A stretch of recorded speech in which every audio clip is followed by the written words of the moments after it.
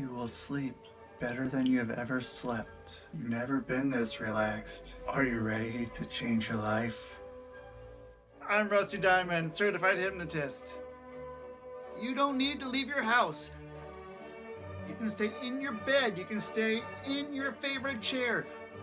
You just need a computer or your phone. You can get a hold of me. Stay at home. I'll make your life better. Hypnosisisgreat.com.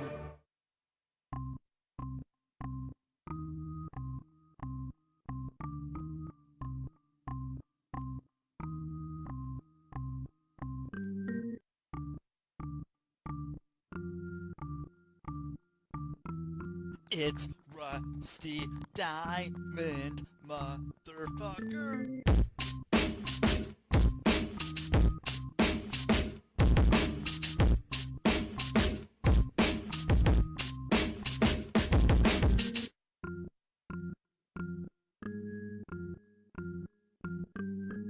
It's Rusty Diamond, motherfucker.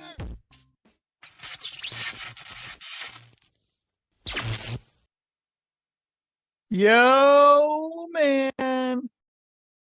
Oh, Miss Rusty. What is up, everybody? Rusty Shackelford, Rusty Diamond here. What is going on? Thank you, everybody, for being here at the Public Access Podcast, the podcast here on the Rusty Diamond Podcast Network. And if you are watching this and you like the content, like the guests, but don't like looking at my face, you can go listen anywhere you can find podcasts almost.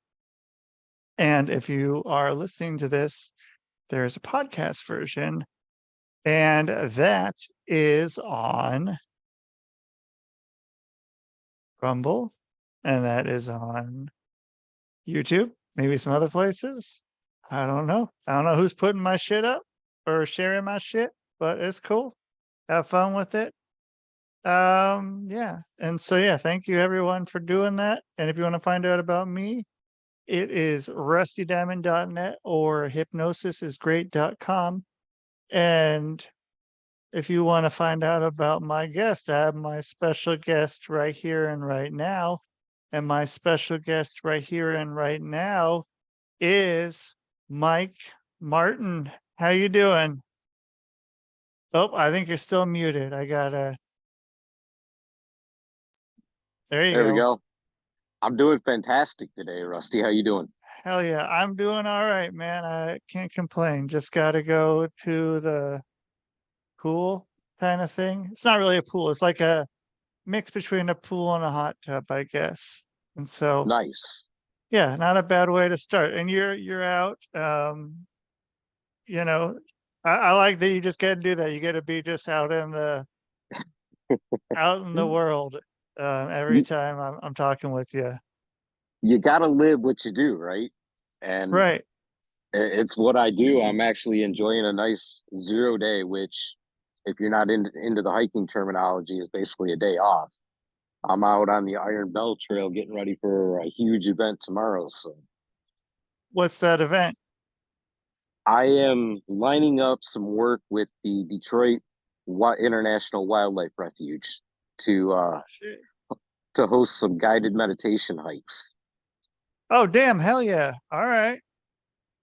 Um, so that's cool. So are you just meeting them along on the trail? They're gonna walk with you and you're gonna have a talk with them, or how's that work? Well, my big event tomorrow is for the staff and the volunteers of the refuge center. Then after that, we're going to pair up and we're going to start bringing the public in and having these events where we not only showcase this beautiful area, but we get into wilderness meditation and how it can impact and help you along your journey. Cool, hell yeah. And so then how did that all come about?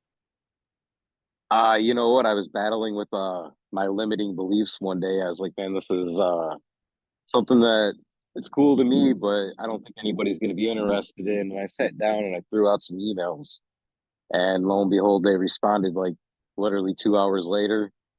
Then the next day, I found myself in a meeting room with three of the head honchos around here, and we put it together, and it's amazing the way this stuff is really, really flying. Yeah. And so, what was the limiting belief? I mean, so you said it was like maybe if people aren't going to want to do it, or and what changed to the point where you're like, well, fuck it, I guess I'm just gonna do it.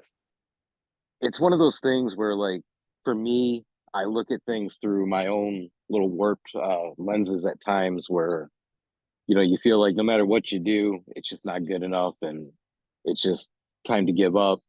And I struggle with that a lot. And a lot of the time when I get there, I'm like, you know what? Screw it. Let me throw a coin in the water and see what happens. And lo and behold, every time that happens, I make this big ripple that pushes things forward. So it was just time to venture out there and see what happens with it. And Yeah. And and so then what's going to happen next time something like that comes up? I mean, and also the fact that you said that it was your own, would you say warped mind? yeah, Is my that what you own, said? listening to those doubts internally based off of, the depression, the anxiety, things like that, everything that's forward my work. And, every time I sit down and I try to battle that, it's like all of a sudden the ripples in the water just become waves. And that wave of progress is always the thing we're looking for. And I think that's what soothes those limiting beliefs that we all have. Yeah. And so yeah, and what was I gonna say? Because I mean, yeah, like you know that that's the thing. Like you're aware of it. You're not just making decisions and not having any clue why you're making decisions, which is a big difference, I think, in a lot of thinking. And it can seem like a small thing, but knowing that you're making the decisions for a certain reason, and then you're being able to adjust for next time. But so that you like have any I don't know, because yeah, I think we are talking about this on your show about um how you were getting people, uh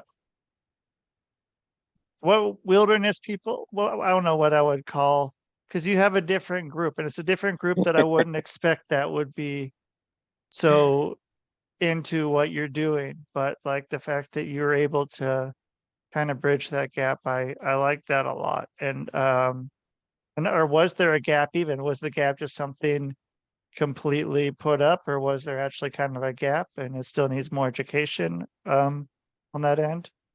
It's I don't something remember. that it's something that I'm definitely blazing my own and very unique trail as far as bringing out there and putting in front of people. But the ironic part of it is I started out with a hunting sponsorship, and part of that was, getting involved in social media and whatever. So it was being active within that community.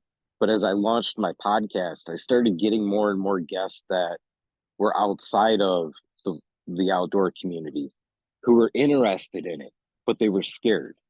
So it seems like even though I had this direction in my head of building up the outdoor community, I've been bridging the gap and bringing a lot of people that are intrigued but don't know how to do it into the wilderness, and teaching them not only the meditative skills and tools, but also the important physical aspect of it as far as learning the outdoor survival skills or the tools of the trade that are going to help not only enjoy an outing or an excursion, but they're going to save you if something comes up. And the cool part about that, this is where it gets really philosophical and deep, is the fact that all of that ties together in a way that it helps you in the conventional day-to-day way of life. So you go out there with, say, somebody where I began with no self-worth, no self-value, wallowing in depression, anxiety, and all those things.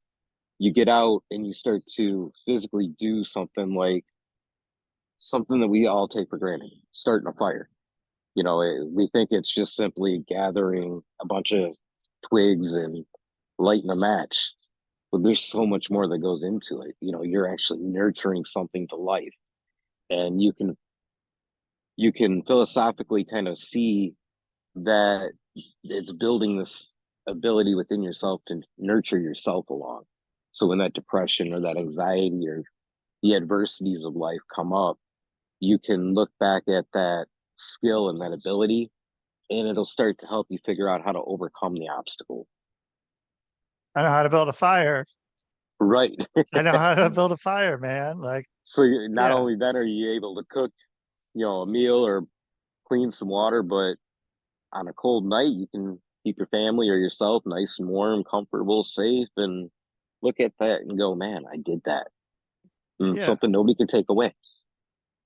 yeah. And so is that part of uh your your time with people? Do a lot of getting a fire started and teaching everyone how to do their own fire, or is that Oh, something yeah. that goes on?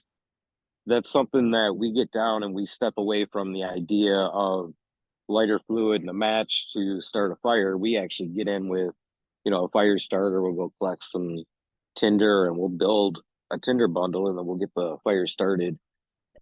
Individually, I go through and I do work with a person, let them actually experience doing it. Yeah. And so, man, that would be a cool little thing. I don't know how they would work though. Um, to be able to have like a when people are done, um, have a fire starter or something like that with your logo on it or your name on it. So anytime, because it's something that can, fit in their pocket, they probably, you never know, because then you'd have that part like just something to always carry around. I think that'd be a cool thing to give out as part of the package. But I don't know where you get or what kind of fire starters you are using, or I'm thinking like the little steel and flint little. Yeah, fair. Yeah. That, and then the easiest way to get somebody going is just simply a ferro rod with a striker. So, like, I work with a company called Blackbeard Fire Starters, and they hook me up with all my fire starting equipment, and we go Okay. from there. And I'm still developing and working on the idea of actually putting merchandise out there, and that is a really, really good idea to look into.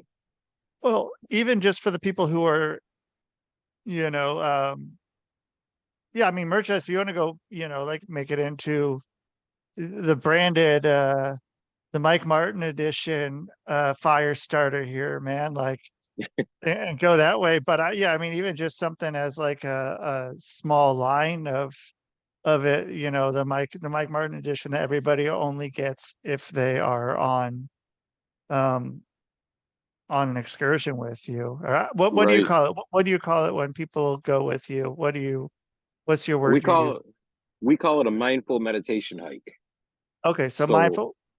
Okay, so we're incorporating not only walking meditation, which is, involving walking down the trail and getting ourselves kind of going. And then we transition at a really good point, such as where I'm sitting now. We'll transition into an actual sit down guided meditation. And I found that for people that, struggle with like hyperactivity and things like that, it really builds upon each other, because it's almost like, you're walking the trail and you start to kind of get tired, so you're looking forward to that break. And by this point in the day, we're sitting down to cook lunch on the trail. We're pulling out the backpack stoves or starting a fire, whatever the case may be. And then after we have our lunch, we kind of really started to break the ice and have just sit there and have normal conversation. We'll gather around in a circle, sit down, and actually start working on breathing techniques. And I'll start to, I guess, guide you into a space where the sit down meditation really starts to make sense, and it starts to be something that you can feel and equate to. And then by the end of the day, the hope is to have taken away at least two or three skills that are not only going to offer you new tools in your daily life, but they're also going to build that self-confidence or that self-worth. Yeah. And yeah, I think that's a great skill to have. And are you having people that are, kind of in the meditation, mindfulness kind of area, that are not at all outdoorsy people that are starting to find you and going that way? Is that kind of any of your client base, or is it more people that are like, 'cause I feel that's kind of like the opposite kind of extreme of the all outdoors person. So I mean, like, is there some of them coming that are over there, or is it other people that are from a different place that are coming in mostly right now? Actually, it was really cool because last week I led a hike across another portion of the Iron Belt Trail, and I had this guy that's been studying Tibetan Buddhism come along Okay, with me, and obviously having that background that he's built, coming into a unique environment like this, it was very eye opening, and it really helped him to understand that there was a lot more aspects to meditation or a lot more ways to do it, which is something that not only for that kind of category, but if you fall in the umbrella where I originally started this journey, where when I thought of meditation, I thought of the Buddhist monk, bald head, or the 1990s chant CDs and all the craziness. And right. I thought how granola that all was, and I was going through my healing journey, starting that, and I got into talk therapy. The therapist brought up the idea of meditation, like right at the beginning of the session for sleep. I spent 60 minutes going, man, this is stupid, not for me, no way I can do it. And then I went out back and I took my nightly target practice. I picked up my bow, I started shooting, and it hit me. Everything that she was talking about in that session, the breathing, the thought control, all of that, all played a part in that. So then I was like, well, let me put the bow down and just sit on the lane for a minute. And I started doing that. I started doing that more and more at the end of every session. And then I thought about, here I am at home. This is going to look really stupid if the pizza guy shows up at my door and I'm sitting here meditating. So in my head, that didn't work. And then I thought about the safest place in the world is right here in the great outdoors. There's nothing around here to judge you. There's nothing around here to make you feel stupid or feel less because you're getting in touch with yourself. Because as we're talking now and I'm looking across the way, there's a big old fat goose that's staring at me. He ain't got time to tell a story to himself about what I'm doing. And Right. that was one of the aspects that it really made me dive in and really look at a new perspective of my outdoor activities. And it started to build and just build and snowball, and more along the way people started asking questions, and I started trying to explain it, and like, at the end of the conversation, let me just take you out, let me show you what I do.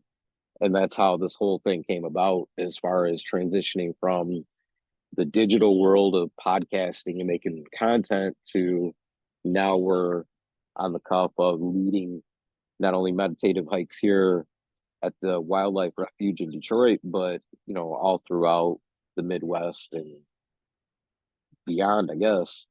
Hell yeah. And damn, I had something. Nope, I guess that's gone. That's long gone. Um okay, oh, the bow and arrow. So I mean, the bow and arrow or shooting or anything, the target practice is meditation. Like, was that what you were getting at, what you were saying? That's That I exactly mean, where I was okay, going with that. okay, yeah, because yeah, I mean, you're slowing down your breathing. You're able to, focus on breathing, focus on getting into a space where you're only focusing on just that. And I mean, that's takes a lot of people a lot of years to get to that. And maybe they've already done that. Maybe they've already gotten there and they don't really. I mean, yeah, like you're opening them up to a whole new new life just knowing that. Like, well, shit, yeah, I guess he is right. That is what I do. I've been doing it for a long time. I'm really good at it. And You know, then, it's funny yeah, because the more I've explored that idea, we all have some form of meditation within us, within our daily framework, whether it's at work or it's our hobbies. And one thing that this does for people that come out with me is it provides a new environment. So you kind of look at things a little bit different. You know, you're like, okay, well, maybe I sit around and I sew or I cook and, you know, whatever your hobbies are, there is actual meditation within that. It's just being able to tap into it. And that's what I do really opens the door for people to experience because it's a new environment. So it's a new, almost like being like a kid in a candy store kind of right. mentality. And yeah, I mean, yeah, you tell someone, I mean, like, what kind of responses do you get when you tell someone that? When you say, hey, you really are meditating. Do some people like slap you in the face or anything, or do like, like, no, man, you're fucking Well, wrong, there or definitely ain't been no body slams or elbow drops, but you know, you had those people that it's like you're stupid. That's crazy. And then right, you get them out here, and you're like, well, you know, you start talking to them and getting to know them and their hobbies and their habits a little bit, and then when you're sitting there, actually sit down and meditate, you tie the meditation into that, and they're like, all of a sudden that trigger flows, and you're like, yeah, you're right. yeah, and one of those things is a good thing to be wrong, and you're like, oh, okay, well, shit, yeah, I guess I was wrong. Fuck, this is nice. I like doing this. So, and yeah, and I mean, now you get to go on hikes and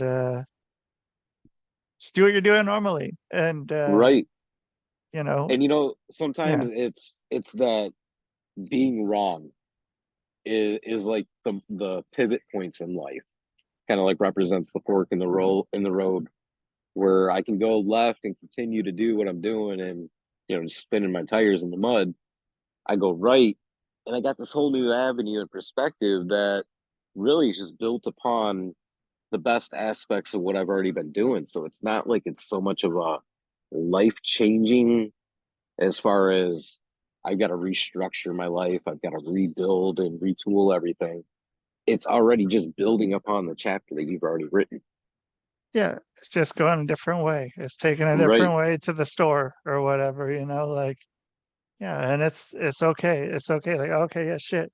Like, I like finding out that I'm wrong about things. Like I said, it happened a few times in my life. There's been like at least 4 instances I've been wrong in my life. So, and all those I've gotten to learn. But yeah, there's been a lot, and it's nice. And once you think that you can't be wrong is when you're not going to learn anything. Right. That's when you can't go any further at all. You know, Yeah, Epictetus talked about that a lot in the idea that you should learn to feel comfortable and almost playing the role of a fool because that way, you know, everything can be written within your mind. You can learn all these different skills, but you won't pick them up if you walk around thinking you know everything. right. That's where that wisdom journey ends. Yeah, and once you're the smartest person in the room and whatever that thing is, then it's time to leave the room. It's Right. time to go find a new room. Like, you don't want to be that person. It's real easy to become that person. Um, Side note, so I met this guy the other day. Uh, he was having a garage sale and he was like selling some fishing poles and some uh golf clubs and stuff, and said that he was moving down to this place in Mexico. And he went down there a little while ago, him and his wife, and they're like, I think she had just retired and he's about to retire. Um, and he would go down there and he like has this great fishing spot and caught a whole bunch of fish. And he started, like, he had to leave soon. I think the next day or something. So he just started like giving out all the fish to people here in town. And then like the next day he was leaving and a whole bunch of people come up to him and they're like, you're like local famous on Facebook now for giving fish to all these people, like he's, I don't know, like Jesus or something, just giving everyone fish in the town, this guy that comes in. And so he's moving there to this town now, like just like going back and gonna go fish and stuff all the time. And like, all right, I think like I was like, wait, so wait, you're moving there? You're moving to this place where people are all like into you like that? Like, yep, like, all right, dude. Cool, man.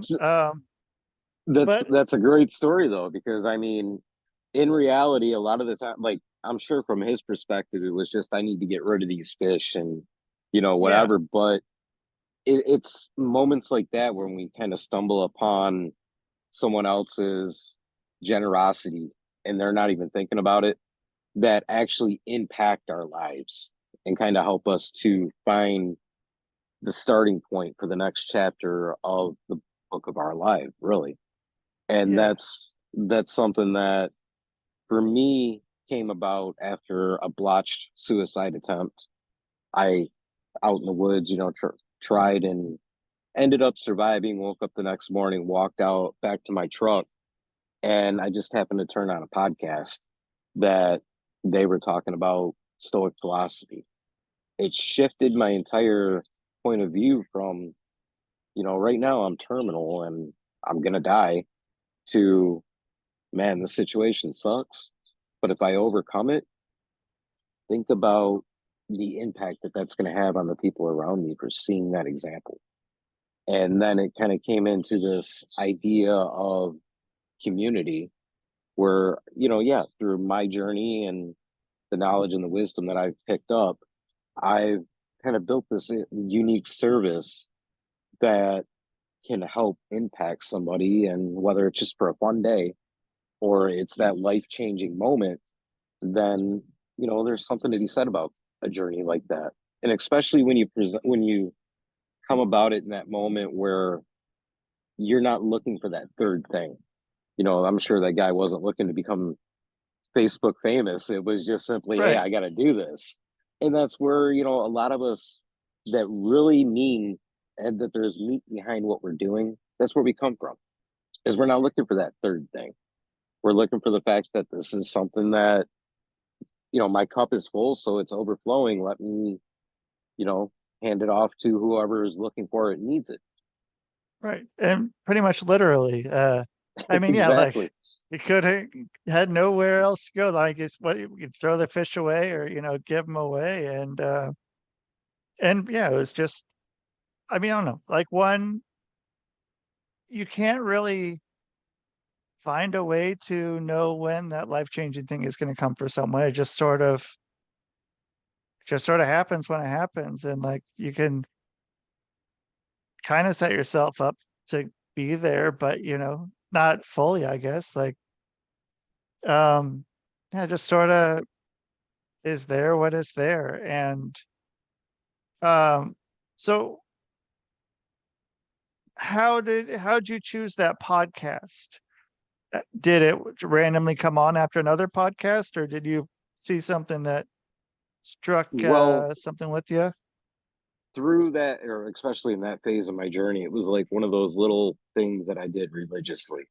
I would listen to this outdoor hunting based podcast every week.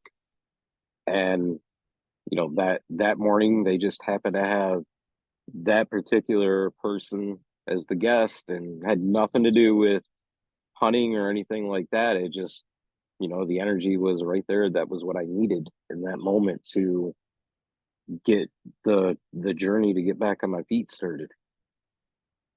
Yeah. And was there doubts after that, or was it just like I heard that and then that was it? Like, were you sort of second guessing yourself at some of the part after that? Like, was that really like was that really the life changing thing that I was supposed to do, or was it just like, yeah, this is the life changing thing I was supposed to do, or yeah, I don't know, and then okay, yeah, it was, or how'd that go? There's definitely been much self-doubt along the journey, even from especially in those early days. But it was a quote from Marcus Aurelius in that podcast that really hit me, because at the time, not only was I coming off of that moment, but I was also facing my second divorce. I was homeless. So everything, in fact, the last thing she said to me to my face was, I had nothing to offer my family or my kids.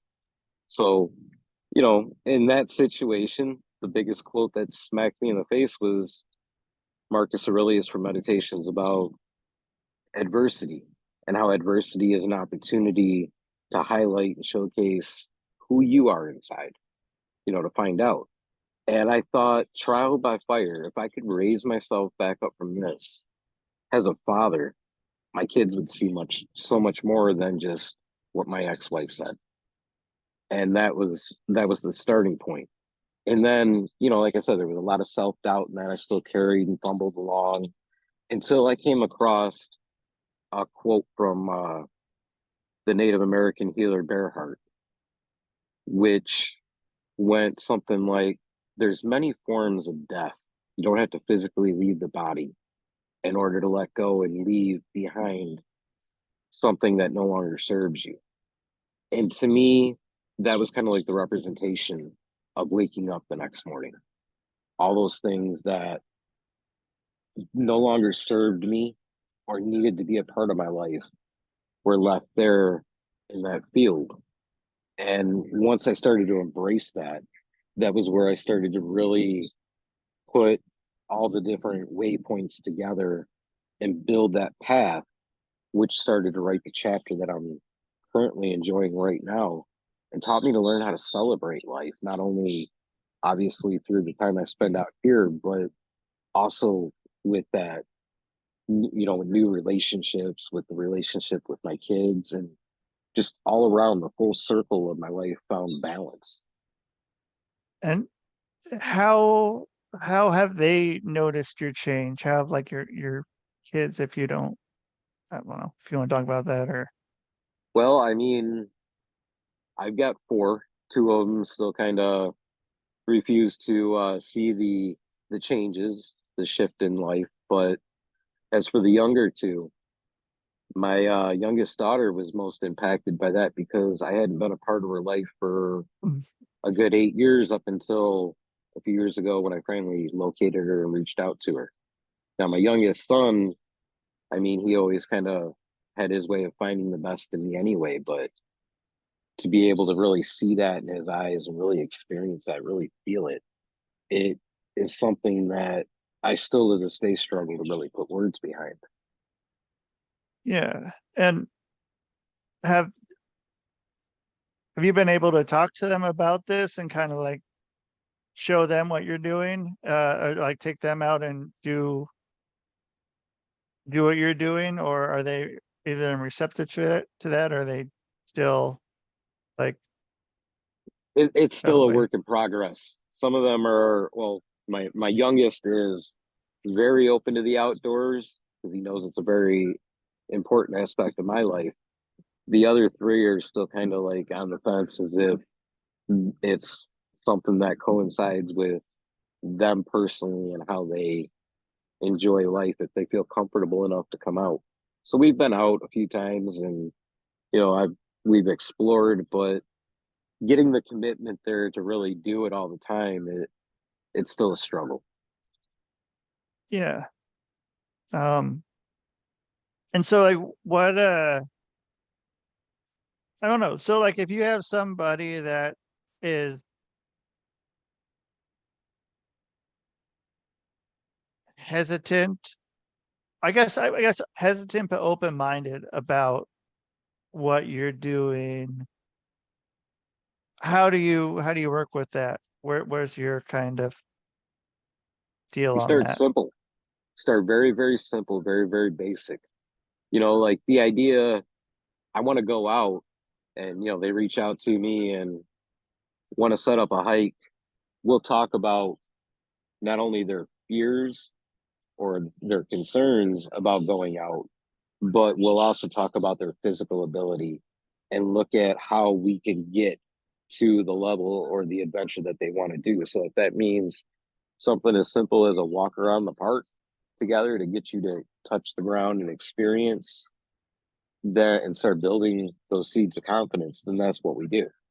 If you come to me and you've got some idea of what it is, but you've got this grand scale adventure, like you want to go run across let's say the Red River Gorge, for example.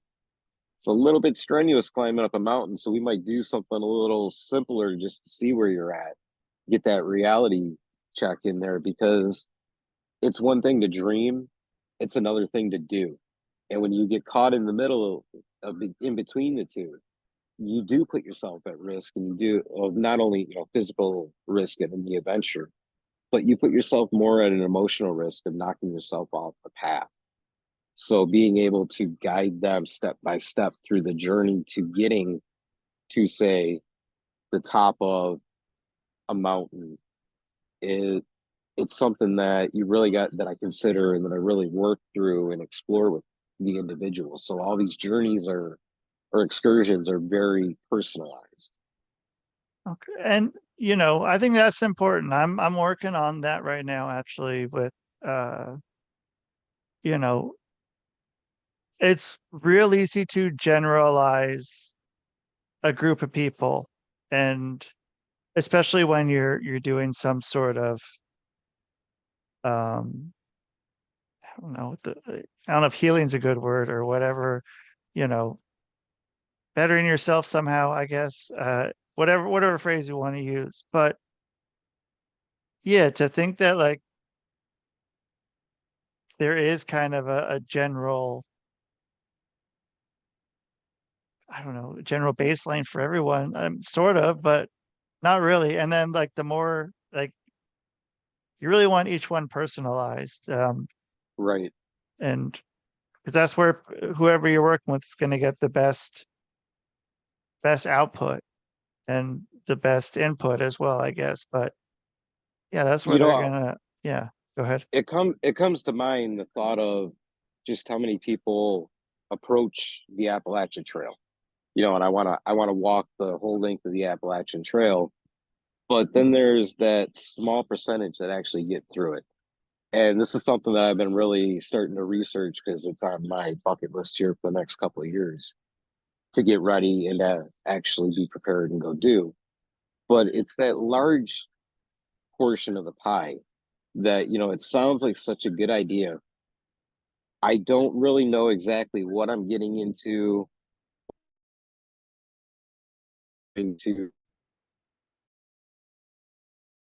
able to take the time and take baby steps to work your way up to it is going to give you more of a percentage of a chance to actually make it from point A to point B. And a lot of the time, and a lot of the thinking that I've encountered is, we got the big giant piece of the pie. It feels kind of weird and a kind of a little self-defeating to take off maybe just a tiny little piece of the crust one day and continue to work our way at it. But I kind of refer back to and reference a lot the point that Seneca made about, as long as you're making one little step forward every day, you're making progress. That progress, it adds up, and before you know it, you're at that starting point, actually firm on your feet, all geared up, ready to go, and you know that you're gonna make it. And Yeah. that's a lot of the principles that I utilize in planning these hikes. And do you ever have people take their shoes and socks off when you're doing your hikes? Is that ever a thing? It's happened a few times. I mean, I've had a very small percentage that have decided they're going to hike the trail that way. But on a hot day, when we sit down and we take our break, it's nothing to pop your boots and your socks off, and try to cool down, air out, and just feel and connect. And that's an important thing, because a lot of this revolves around the spirituality idea of Mother Earth, grandfather, son, feeling that connection and that support system. So yeah, that is something that a lot, they take the initiative to do, but when those subjects come up, I do encourage as well.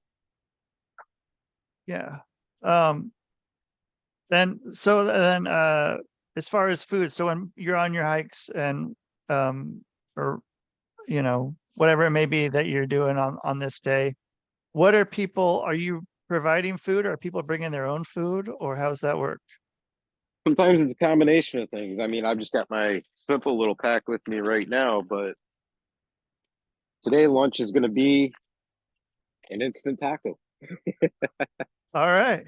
Huh, followed by some peanut butter bites. So, I mean, if the necessity is there and they're not prepared, that's a big part of what I do is just being prepared and ready. So I got you covered. you want to split this taco? Uh, maybe, and so, all right, let's see. And so another question I have, do you ever work with other people in other modalities of sorts, or bring them out with you? Like what you said, like you had the guy who was the Buddhist, like was he kind of bringing his perspective and you two were kind of working together, or do you? So, I mean, there's so many people, I think, that there could be a lot of a lot learned and a lot of different thinking by working with you. Is that something you're working on or That having? gets back to that idea from Epictetus, where it's always about the learning process. As much as I go out with the intention to teach and help, I also get that same thing in return. There's never a hike that I take with somebody that I don't walk away with either a new idea that I can add to the perspective, or at least explore and challenge and see how it works for me in order to incorporate. But there's also, those stories and those things that impact you. So a lot of give and take in that regard. So yeah, when we were walking down the trail, it was a lot of being exposed on my end to things that maybe I had not experienced or even considered based off of his background. Just like him coming out with me was to experience my background in a way that he'd never been exposed to before. Yeah. And so if people are wanting to work with you or do anything with you, or follow you on the internet, or you're probably harder to follow in real life. But how are they going to do that and hear your podcast? All right, so if you want to connect and you want to build a hike that we can take together, or just learn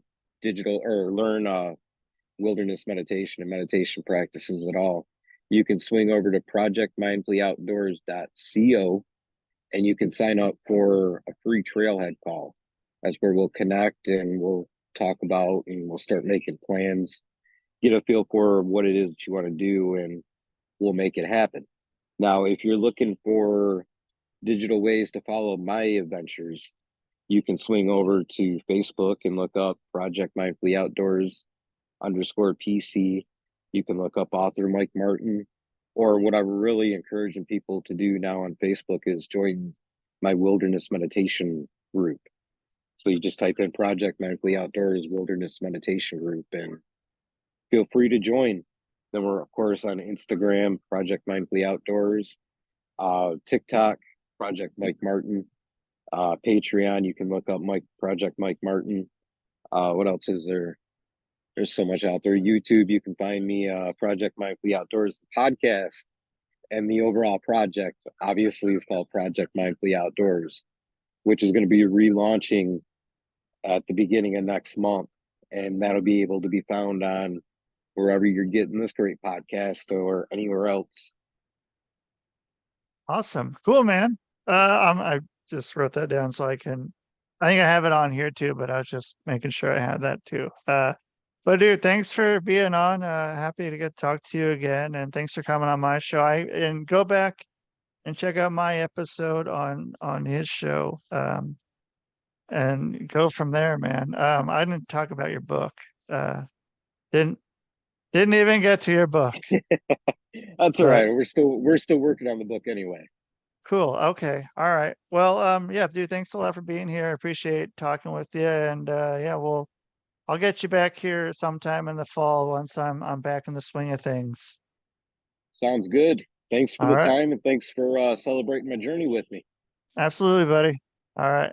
Later. All right. All right. Mike Martin, man. Rusty Shackelford. Thank you everyone for being here and listening. Check me out, rustydiamond.net or hypnosisisgreat.com. I'm just paying to get those websites domains renewed, so I'm paying for them. So there's stuff on there, so check it out. So thank you everyone again on the Rusty Diamond Podcast Network, and that is the show, man. Boom.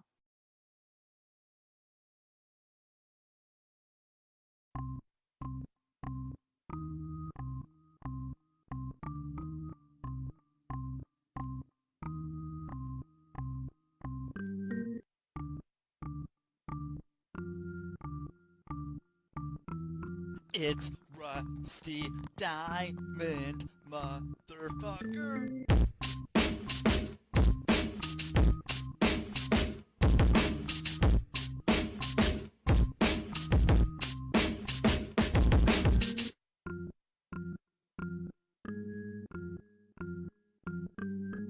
It's Rusty Diamond, motherfucker.